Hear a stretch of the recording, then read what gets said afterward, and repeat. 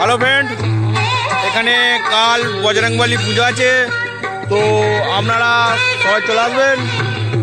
এখানে আছে super sound, আর আছে আরও মাল আসতে পারে, বলতে পারছি না ঠিক আসবে কি। তো এখানে দেখতে পাচ্ছেন বজরংবলী, কাল এখানে বজরংবলী ভোগ খাওয়ানো হবে, আপনারা সবাই চলে আসবেন।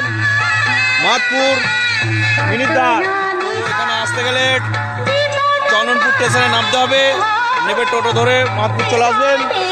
তো এখন আমরা মাইকের কাছে যাচ্ছি, তো মাইক দেখাতে।